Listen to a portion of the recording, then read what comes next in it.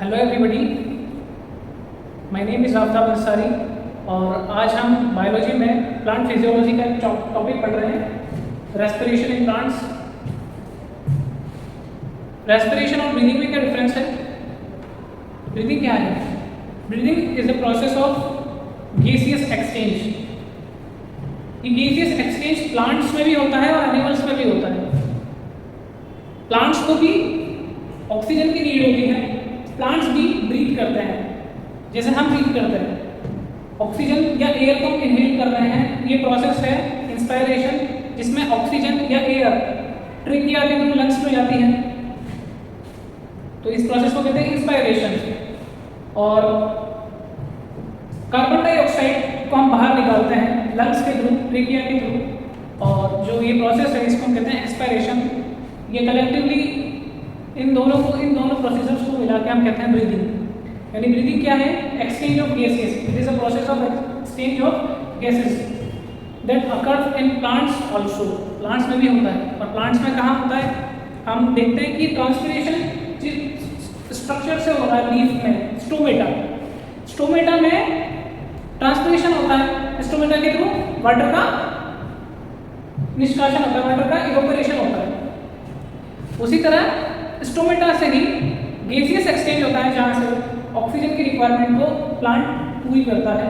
और उसी तरह स्टेम रीजन में बार्क बॉडी जो एरिया है, बार्क जो आउटर मेम्ब्रेन होती है, आउटर सेल की जो कवरिंग होती है स्टेम में, वहाँ पे जो लेंटिसेल्स प्रेजेंट होते हैं।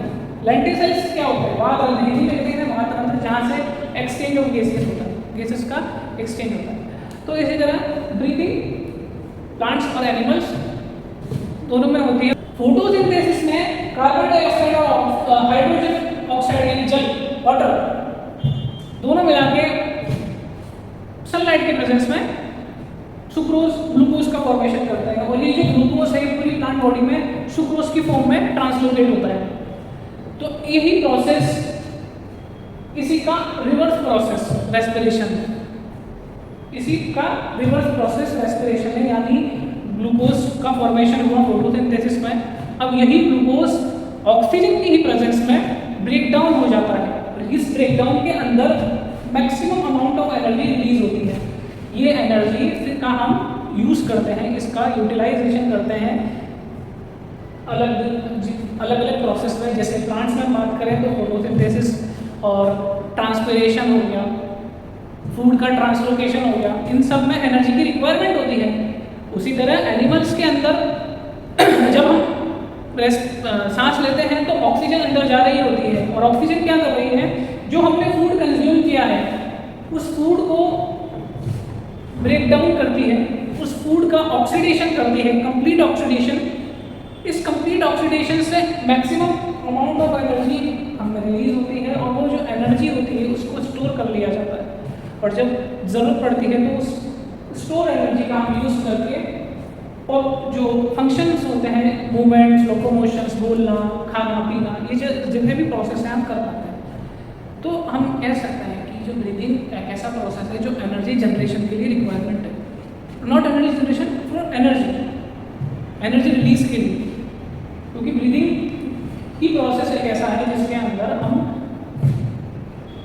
कैटाबोलाइज वे में, ब्रीदिंग कैसा प्रोसेस है? कैटाबॉलिक रिएक्शन, कैटाबॉलिक प्रोसेस है, जिसके अंदर क्या होता है? ब्रेक डाउन से एनर्जी रिलीज होती है किसी भी मॉलिक्यूल की, तो एनर्जी का रिलीज होता है। उस एनर्जी से हम फिर आगे काम कर पाते हैं, क्योंकि एनर्जी के बिना तो कुछ भी पॉसिबल नहीं है ना।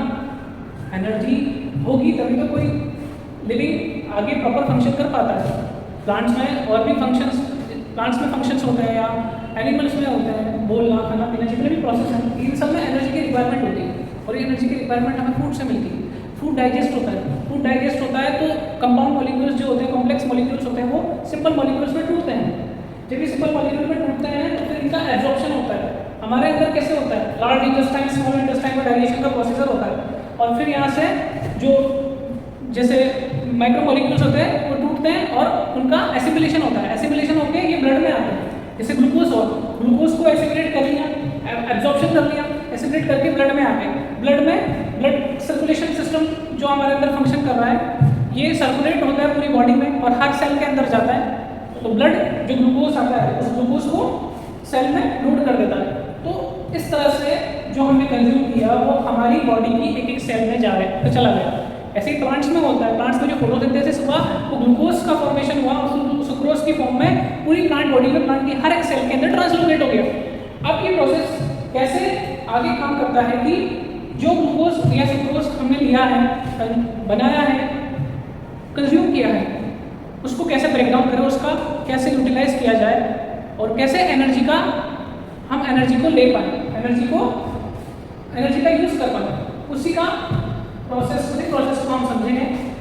तो स्टार्ट करते हैं respiration in plants.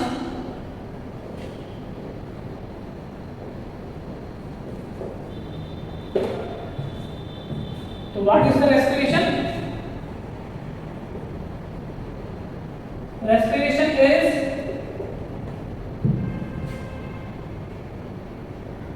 oxidation of food material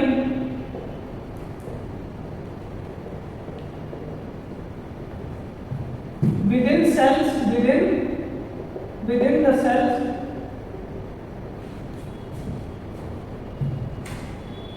to synthesize ATP।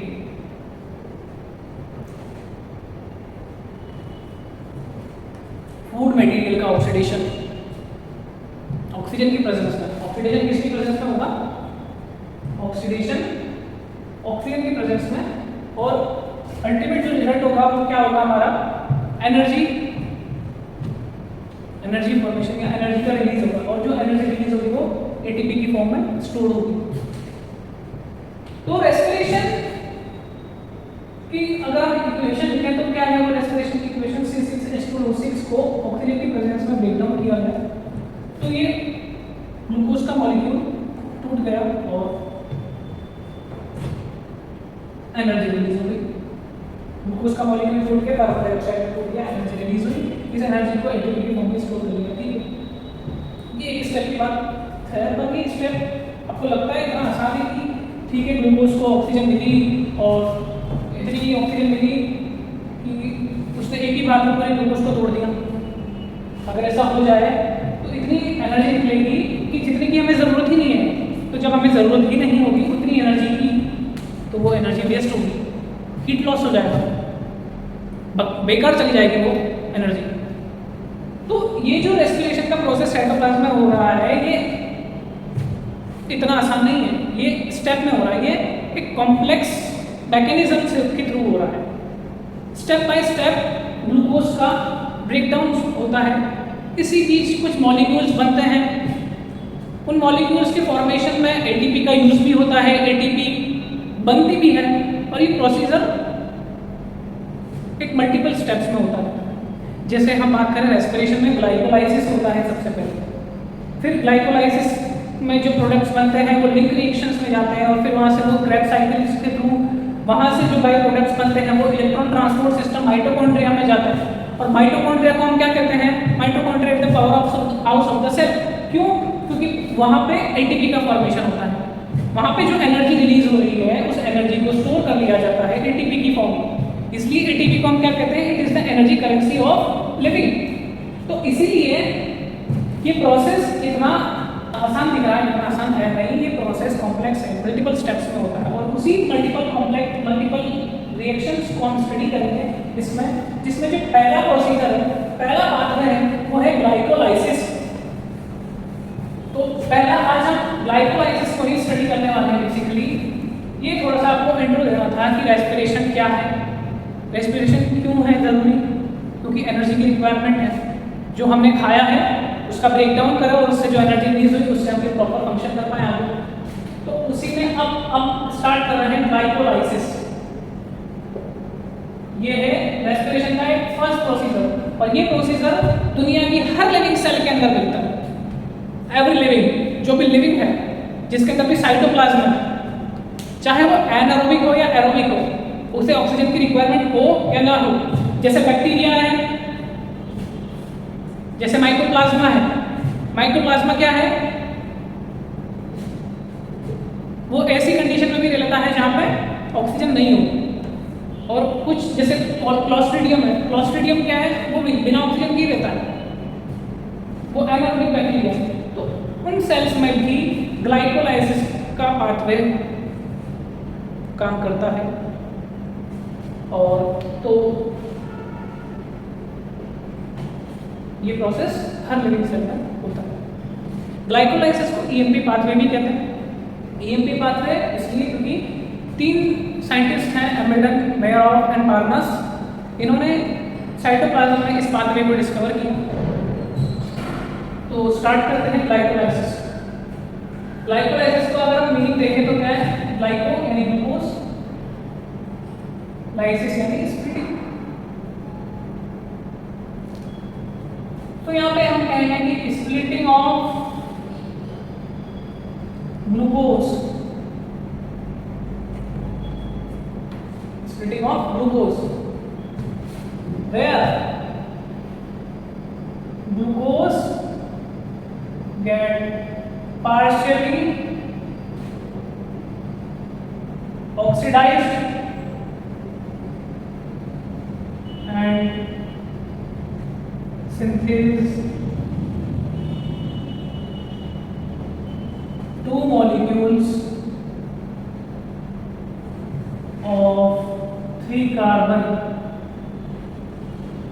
which is pyruvic acid. Glycolysis एक ऐसा प्रोसेस जो साइटोप्लाज्म में होता है, और साइटोप्लाज्म में इसका पार्शियली ऑक्सीडेशन हो जाता है।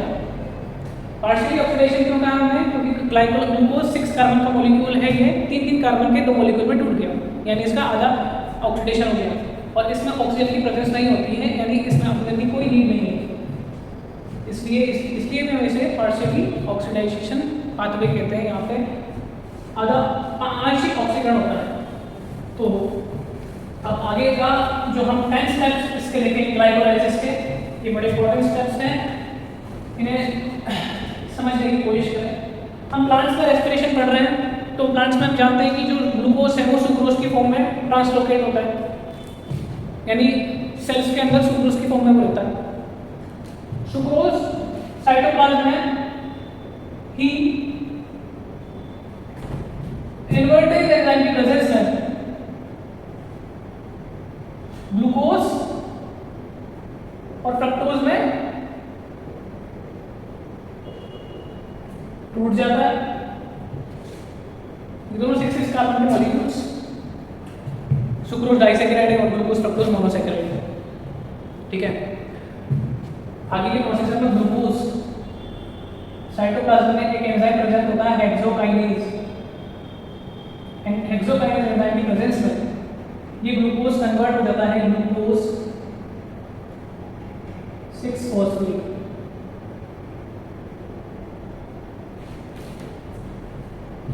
इस कन्वर्जन में 1 एटीपी का इन्वेस्टमेंट हो जाता है।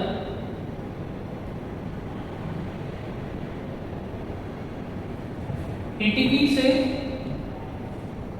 इनऑर्गेनिक फॉस्फेट टूटकर ग्लूकोज के 6 कार्बन से अटैच हो जाता है और बनता है ग्लूकोज 6-फॉस्फेट।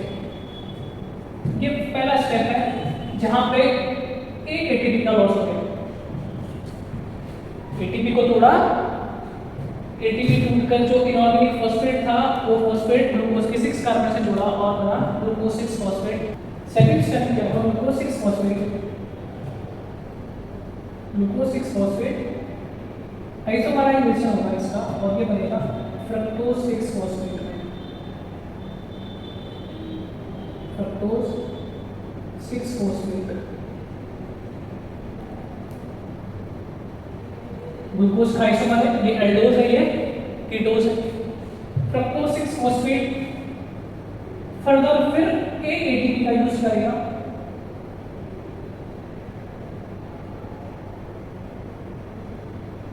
एक एटीपी का यूज होगा और ये फ्रक्टोज को 6-फॉस्फेट फ्रक्टोज 1,6-बिसफॉस्फेट में कन्वर्ट होगा। फ्रक्टोज 1,6 बिसफॉस्फेट में कन्वर्ट हो जाएगा और यहाँ पे भी 1 एटीपी का इन्वेस्टमेंट हो रहा है, 1 एटीपी का लॉस हो रहा है। तो फर्स्ट स्टेप में ग्लूकोज 6 फॉस्फेट बना, सेकंड स्टेप में फ्रक्टोज 6 फॉस्फेट और थर्ड स्टेप में फ्रक्टोज 1,6 बिसफॉस्फेट।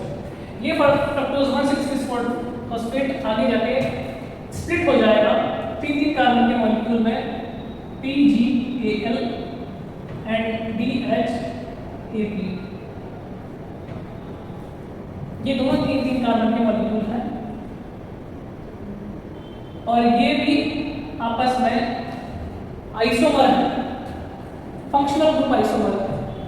फॉस्फोग्लिसरल्डिहाइड यानी ये है एल्डिहाइड और ये है डाइहाइड्रोक्सी एसीटोन फॉस्फेट यानी है कीटोन। एक दूसरे के फंक्शनल ग्रुप आइसोमर्स हैं, इनका फॉर्मेशन होता है और आगे PgAl लगी एक दूसरे से इंटरचेंज हो रहे हैं तो फॉस्फोग्लिसरल्डिहाइड को हम यूज कर लेते हैं और अब जो रिएक्शंस यहाँ से चलेगी उसको हम 2 से मल्टीप्लाई कर देते हैं क्योंकि 2 मॉलिक्यूल बनेंगे ना, 3 कार्बन के 2 मॉलिक्यूल बनेंगे। तो फॉस्फोग्लिसरल्डिहाइड आगे जाके NAD के थ्रू ऑक्सीडाइज हो जाएगा, NAD के थ्रू ऑक्सीडाइज हो जाएगा और NAD खुद रिड्यूस हो जाएगा। तो ये 3 फॉस्फोग्लिसरल्डिहाइड कन्वर्ट होगा 1,3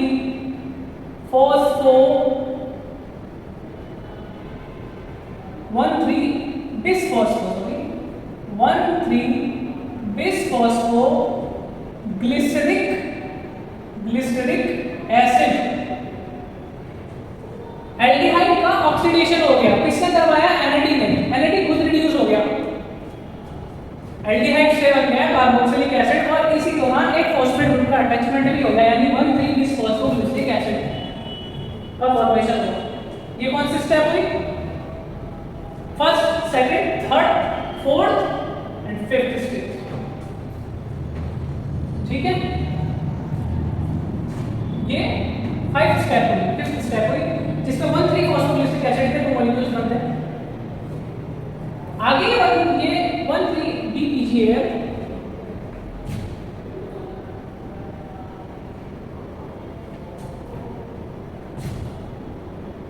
ATP का फॉर्मेशन कर लेगा यानी एक फॉस्फेट ग्रुप यहां से रिलीज हो जाएगा। जब एक फॉस्फेट ग्रुप यहां से रिलीज होगा तो बनेगा 3 फॉस्फोग्लिसरिक एसिड। यहां पर भी 2 ATP बनेगी क्योंकि 2 से मल्टीप्लाई हो रहा है ना। तो 1,3 बिसफॉस्फोग्लिसरिक एसिड में एक फॉस्फेट ग्रुप निकल गया तो बन गया ये ATP से जाके अटैच हुआ और ATP का फॉर्मेशन हो गया। तो यहाँ पे 2 ATP का फॉर्मेशन हुआ और बना 3 फॉस्फोग्लिसरिक एसिड।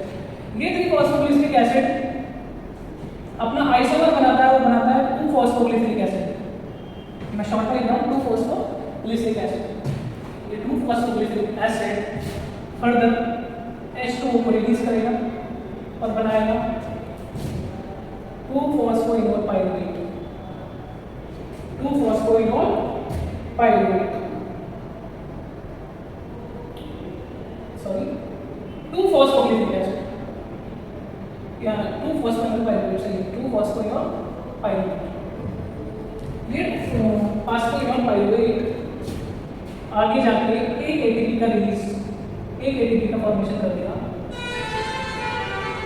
यानी फॉस्फोइनोल पाइरुवेट से एक ATP और रिलीज होगा, फॉस्फेट ग्रुप रिलीज होगा और ATP का फॉर्मेशन होगा और बनेगा pyruvic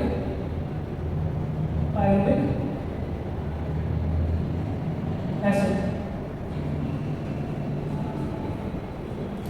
pyruvic acid 3 phosphoglyceric acid से 2 फॉस्फोग्लिसरिक एसिड बना, फिर से H2 निकला तो बना फॉस्फोइनोल पाइरुवेट। यहाँ पे 2 नहीं आएगा, फॉस्फोइनोल पाइरुवेट बना। फॉस्फोइनोल पाइरुवेट फर्दर यहाँ से एक फॉस्फेट ग्रुप रिलीज होगा और बनेगा पाइरुविक एसिड। तो ये 10 स्टेप्स हैं। फर्स्ट स्टेप में ग्लूकोज 6 फॉस्फेट, सेकंड में फ्रक्टोज 6 फॉस्फेट बना, फिर थर्ड में फ्रक्टोज 1,6 फॉस्फेट, फोर्थ में PgAl बना, फिफ्थ में DHAP बना। ये फर्स्ट ऑफ द फिफ्थ है। सिक्स्थ में 1,3 बिसफॉस्फोग्लिसरिक एसिड, 7 में 3 फॉस्फोग्लिसरिक एसिड, 8 में 2 फॉस्फोग्लिसरिक एसिड, 9 में फॉस्फोइनोल पाइरुवेट और 10th स्टेप में बनता है 3 कार्बन के 2 मॉलिक्यूल्स पाइरुविक एसिड। इस पूरे प्रोसीजर में हम एनर्जी मैट्रिक्स को कैलकुलेट करते हैं। एनर्जी मैट्रिक्स यानी कितनी एनर्जी, कितनी एटीपी का यूज हो रहा है, कितनी एटीपी का फॉर्मेशन हो रहा है। तो शुरू में 2 एनर्जी का लॉस हो गया, 2 एटीपी का लॉस हुआ, यानी 2 एटीपी लॉस। और फॉर्मेशन कितने एटीपी का हुआ, यहाँ 2 मॉलिक्यूल्स के लिए बात कर रहे हैं, फिर हमने 2 मॉलिक्यूल्स के लिए, तो 1 एटीपी 1 मॉलिक्यूल का, तो 2 के लिए 2 एटीपी का फॉर्मेशन हो रहा था। तो यानी यहाँ फॉर्मेशन ऑफ 4 एटीपी अकर। और NADH की बात करें तो NADH भी यहाँ पे बनता है। NADH कितने बनते हैं, 2 NADH बनते हैं। और नेट गेन यानी टोटल हमें प्राप्त कितने हुए, टोटल हमने बनाए कितने, तो लॉस जितना हुआ उससे हम माइनस करें तो 4 माइनस 2 एटीपी, तो हमें जो टोटल प्रॉफिट हुआ वो 2 एटीपी का हुआ। तो ये एनर्जी मैट्रिक्स है। सो ये था ग्लाइकोलाइसिस जो हमने 10 फर्दर स्टेप्स में डिस्कस किया, और इसमें हमने एनर्जी मैट्रिक्स को भी कैलकुलेट किया। ये रेस्पिरेशन का एक पहला पाथवे है जो हर लिविंग ऑर्गेनिज्म के अंदर होता है, जिसमें कि साइटोप्लाज्मा और जो लिविंग है। तो आई होप ये आपको समझ आया होगा। इसका आगे का प्रोसीजर हम नेक्स्ट क्लास में डिस्कस करेंगे। तब तक के लिए साइनिंग ऑफ और थैंक यू वेरी मच।